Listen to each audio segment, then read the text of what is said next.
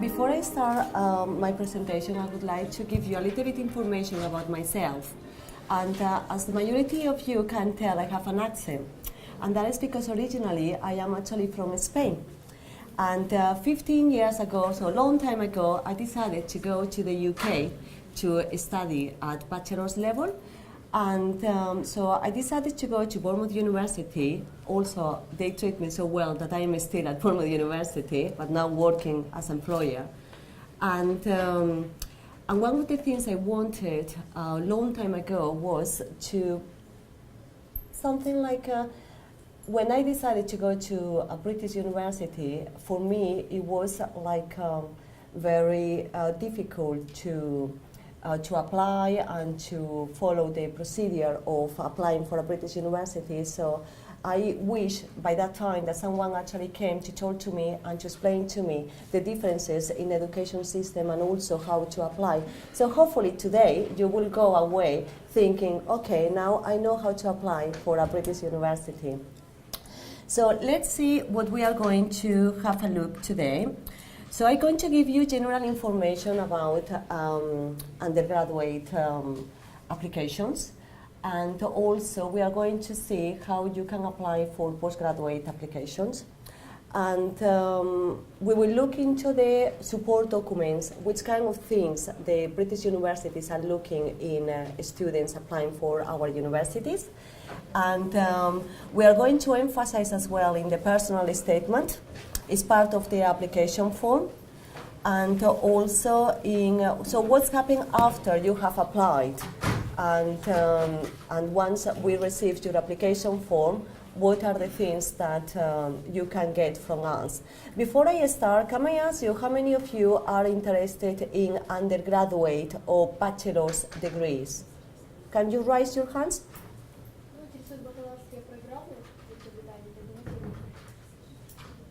Oh, nobody. So nobody is interested in undergraduate, bachelor's degree, the 4 year, good. So the rest of you are interested then in master's degrees? So the majority in master's degrees? Okay. Well, we are going to look at both sides. So hopefully everyone will take something with them away. So as I said, for undergraduate courses, in England, how you apply is you can apply to the university before you finish your high school when you apply for undergraduate programs. And probably you will not have by then the results of your high school, but also sometimes it's missing your qualifications, like in terms of the English entry requirements as well. And but just to let you know that you can apply before you finish your high school diploma, but also for the ones that are interested in postgraduate courses, in master's degrees, you can apply in your final year at the university and before you finish as well your final year. In fact, we recommend you to apply before. So that is the system. Probably it will be slightly different than the one in the Ukraine. And the deadlines for undergraduate qualifications. First of all, you need to apply through UCAS. Anyone knows what UCAS is? No? It's the University College Admissions Service. Everyone in Britain, everyone needs to apply centrally, and that is the people that look after your applications, basically. What is happening is you apply online, you apply through them, and they will send us to each university the applications. But there are some deadlines for the ones that want to go to Oxford and Cambridge or any medicines or vets courses. They need to apply before the 15th of October. That is the deadline. After that, you will not be able to apply if you are interested in studying in September 2013.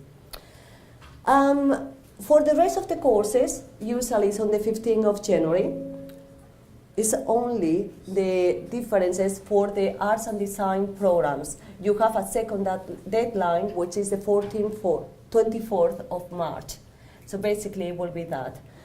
And What's happening if your application is not with us by the deadline, which is the 15th of January, for all the courses apart from design and art courses? So we have a second deadline, which is the 30th of June. But the differences between one and another is, if your application comes on time, which is the 15th of January, we endeavor to give you a place if you have the entry requirements. So we will process your application and the universities can give you a place if you have the entry requirements, of course. And if your application comes late and before the 30th of June, we can still process the application, but that doesn't mean if the universities and courses are full because they are very popular, that doesn't mean that the university will give you a place. So that is the difference. So we always recommend the students to apply before the 15th of January. Yeah? May Yeah? applying by UCAS, this is applicable for British students or for international students as well? That's a very good question. It's for everyone. British students must apply through UCAS, but also the international students as well. And however, I put this point in here that some universities will accept direct application forms, like Bournemouth University, which is a university I'm representing. We tend to accept application forms directly from international students, but still at some point you will need to apply through UCAS. So it's always much better that you apply it first. Just go through UCAS. In terms of obviously what's happening, you have 5 choices. You can apply to 5 different universities in the UK. I'm talking about the ones that are undergraduate programs. 5 choices maximum you can apply, and or can be 5 different universities, or can be 5 different courses. So basically, and if you apply to one university, the cost of applying is about £12. If you apply from 2 to 5 universities, the cost of applying is about £23. But as I said, some universities will accept the direct application form, which usually you can download in our website. So again, for the postgraduate applications, each university has their own application form. And you can apply online, or you can download the application and send it by post with all the enclosed documents that we are going to look at. In here, I just put a little bit of an example of what you can find in our website. So it's very easy, obviously, to follow, but this is obviously for each university, they will have their own application form. But if you apply on paper, you can download this application and send it with the documents, or you can apply online, which is very easy to follow the procedure, basically. So for the postgraduate applications, at Bournemouth University is free, but you have to be aware that some UK universities, they will charge you a little bit of an administrative fee. Sometimes it could be £50, sometimes it could be £75. So they will charge you just a little bit of money. Some other universities, they don't charge at all. This is for postgraduate qualification or master courses. And there is no deadlines, but obviously the majority of UK universities offer scholarships, and for the scholarships there are deadlines. So what's happening is that we recommend the students to apply at least a few months before the course start, and before the deadline of a scholarship, because when the deadline for a scholarship has passed, you will miss that opportunity. And so we recommend for programs that start in September, you can apply in April or May, and for courses that start in January, we recommend that you apply for in September or in October. So what documents do you need? So obviously the application form, if you are applying through postgraduate qualifications. Undergraduate courses, you will need still your UCAS application form. It will send to us directly through UCAS. The personal statement, we are going to look at the personal statement later on because it's a very important part of the application form. And you will need to send us your original copy of your diplomas and the transcripts. And that is for both things, for undergraduate and for postgraduate. And for undergraduate courses, we need one reference letter, and usually is from your teachers. Just choose the teachers that know you, and they can write good personal statements for you. Don't ask teachers that maybe you don't have a very good relationship with them. So it's always choose the right ones. And for postgraduate courses, we request 2 reference letters. One of them should be academic, and one of them should be professional if you have experience. If you haven't got experience, again, choose 2 good reference letters. In terms of English qualifications, the majority accept IELTS or TOEFL or the equivalent. And you can send us the exam or the qualifications, the copy, at the time of that you apply. If you haven't got that yet, there is part in the application form that it says, basically, expected qualifications to get or to receive. So in there you write down that you are going to take your exams, basically. You can send us your CV, curriculum vitae, if it's for postgraduate qualifications, not for undergraduate. And you can send us for some universities, some courses like at the arts. For us, for example, in our computer animation courses, we will ask for a portfolio. It's very important that the students send the portfolio at the time that they apply. Obviously, all the documents need to be officially translated in English. Okay, when I say officially, in every country I go into, they have different meaning. In Spain, for example, officially, you have to go to the police or you have to go to a lawyer and ask them to put a stamp. But officially for us, what it means in England is basically that you use like a translator company where they can put their stamp. Basically, it doesn't need to go to the police or to a lawyer just to be officially. So the personal statement. The personal statement is, for me, one of the most important parts of the applications, and for the program leaders of the course as well, is what differentiates one student from another. Okay, all the universities will look for the academic entry grades, but that doesn't mean, that doesn't differentiate one student from another. What it really does is the personal statement. Just put it in a very simple way. I always recommend my students to sell themselves. For some countries, it will be very easy. If you are Spanish, you can talk, and you can sell yourself and sell anything, basically. And for some countries, people are more shy, and maybe they've considered, well, if I say that, they are going to think that, basically, I'm trying to be better than anyone. Trying to sell yourself, and don't be shy. Your personal statement is what it should be, the representation of what you are and what you want. So the things that I always say to people to write about is, why do you want to apply for a UK university? Why you have chosen that course? What kind of skills do you have? It could be if you are studying at undergraduate program, you want to study in a business degree, probably you've been working in a team. Maybe you are a leader, and you have already you are a representative of your course, for example, or you've been working in a company or in different places, doing some voluntary work as well. And so those are the things that I ask students to put in there. And anything that is relevant, to their courses. If you, for example, are interested in journalism, so obviously communication is very important. Have you written an article for the school, for example?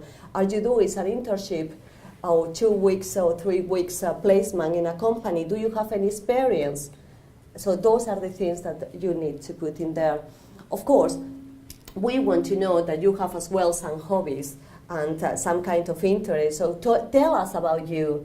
Basically, we want to hear, we want to know who our students are. The majority of our program leaders, they check the personal statement of the students, so it's actually quite an important piece in your application form. And I always emphasize how important it is, for students to get that right, because unfortunately, through the past of the years, I have seen fantastic students academically that they have the grades and the English entry requirements to come to our courses, but they haven't focused in the personal statement. They haven't done their work properly. If you can bring the literature in terms of, for example, if the course that you want to study, in each prospectus you have a little bit of literature, the content of the course of what you are going to study. Important thing is, take subjects from there, read about the subjects, and it will give you ideas of what you want to do in the future. Tell us about why you want to do a business degree, international business management, for example. Probably you will want to work in an international company. Do you know where? Any international company? So those are the things. Focus your application in the course or in the area that you want to study. One thing, for the people that wants to study undergraduate programs, you have 5 choices. Remember, you don't write the university that you want to study, because automatically you will go to 5 different universities if you choose for 5 universities. So keep it very simple and very broad. Talk about the subject area that you have chosen, but don't mention the university or even the course, because probably what is one course at Bournemouth University will be similar but different name in another university. And it could be that although they are very relevant subjects and very similar subjects, they are different in terms of the title of the subject. So don't just write in general why you want to choose that course. For the postgraduate qualifications, it's different, because you will send individual postgraduate applications to each university that you apply to, so it can be more focused. Yeah. Remember, trying to be different, be creative, positive, and enthusiastic. We want happy people. And be aware. You can use your computer, so there is not excuse for spelling mistakes. So trying, obviously, we understand that you are international students, your first language is not English, and probably you are still in the process of learning English. So in terms of grammar, it's not so important, but in terms of spelling mistakes, yes, you haven't got the excuse. So you can use the computer and you can change the setting on the computer to English. So what's happened once we receive your application form?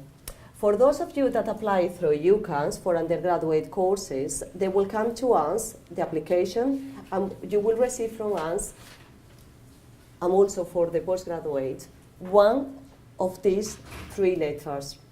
The first one, conditional letter. As it says, the word conditional. Basically, all our admissions center and the program leaders, they have received your application, they are happy with you. But they said, okay, thank you very much for applying. We are very happy to give you an offer on condition that you pass your final year at the university or final year at your high school and your level of English. For example, if you are still in the process of getting your English test. That is one letter. You can receive unconditional letter. Unconditional letter is the one that everyone wants, because it's the one that basically, we are telling you, thank you very much for applying. We have a place for you. You have met all the entry requirements. And that means that if you like the place, you accept your offer, you can start with us in September or in January, basically. So you haven't got any conditions. This is the letter that all of us want. And unfortunately, you can also receive a rejection letter. And that means that, yes, we will not have a place for you because we consider that your entry requirements or your academic background doesn't meet the entry requirements to our courses. That is the one that we need to avoid. In terms of deposits, for postgraduate qualifications, obviously, we have very limited places, and the majority of the UK universities, they will ask you for deposit. And how it was, for example, at the university, when you have your conditional or unconditional letter, we can keep your place as long as you pay a deposit, and then if you accept the course, you pay the deposit, and once you start in the university, it will be reducted from your tuition fees. Yeah? So basically, that is all I wanted to say. Yeah? So it's very short. I might make sure that I was on time. I might have some extra time for you to ask me any questions. I might try to do my best just to answer. So now is your time. You can ask anything. I just wanted to have this in a little bit more informal way. And so give you general information about how to apply for British universities. And then it's for you if you have any doubts or anything that you want to ask me. I don't know if I have enough personal statements, but I did a few copies of some personal statements. So I got one of them is for the postgraduate, and usually I recommend the students to do like a 1 page, A4, both sides. You can go for another one, like a 1.5 pages. You can do it. Tell us about you, but obviously we have to read quite a lot of applications, so we recommend that there is also a length that you need to follow. We don't want it very short, but we don't want it either very, very long. So it will be a little bit of information about everything. And we have as well for someone who applied for one of our courses, and we think that they are very good applications, personal statements. So I did some copies. You are very welcome to take this just to have a look with other students have written. And one thing is we have a system in the UK, and it's quite interesting because our program leaders, they have fantastic memory, and they can actually see when the students copy. So I will not recommend you. Take ideas is okay. Copy is not acceptable. And automatically your application will be rejected. And another thing, whatever you send us through online, it will be, we have it's like a system where we can check if in the past we have received other applications. So if you do some internet research, we will see where is it coming from. It comes automatically highlighted in yellow, very well, like basically if there is a paragraph that is exactly the same or very similar to somewhere else. So we use that during the whole academic years, but also in terms of the application form. So just be individual, be enthusiastic, tell us about you. I'm sure that all of you have something to say about yourselves and what motivates you. And that is the important thing. That is what we want you to talk us about. So that is the end. Yep. We can write an application form like free, like to friends. I study, I'm dancing, bell dances, I play on piano, something like this. You can write about your hobbies and about your areas of interest, but just depends what you want to do. If you want to become a dancer and you want to study that, yes, tell us about that. But if you want to do business, well, think that I'm sure that there is other skills as well that you have that are more relevant for the area that you want to study. But still, it's important that you tell us about your hobbies as well. Don't focus the application form in your hobbies. I always recommend the first bit, it should be like why you want to study that course and why you want to study in the UK. The second bit, it should be another paragraph about, for example, the kind of skills that you have gained through your bachelor's degrees, through your work experience. Maybe you've been working in community projects, for example, any internship that you have done. And so that should be also the most important part. And then finally, you can tell us about your hobbies. And because sometimes when you tell us about your hobbies, it shows as well, for example, if you are playing basketball, you are part of a team. So you need to just trying to find the skills, that are relevant for you, and they are relevant for the course, that you are going to study. But definitely tell us about, your hobbies. We want to know, who our students are. And for postgraduate courses, you would recommend applying through UCAS or directly to university? For postgraduate courses, you can apply through UCAS. You apply it directly always. So each university will have their application form. So it's the difference. For undergraduate courses, one thing actually I need to say about undergraduate courses, the majority of you that are following the attestatas, you say? The high school diploma, you will need to take a foundation course. Well, the foundation course is not in UCAS. The foundation course is usually in the place where you are going to study, is because it's pre-entry education. So you can download it from the university that you are thinking to apply. So that is for the ones that want undergraduate courses. For the master programs, no. You can always apply directly. Usually it's free. So, and you can apply to too many universities that you please in one way.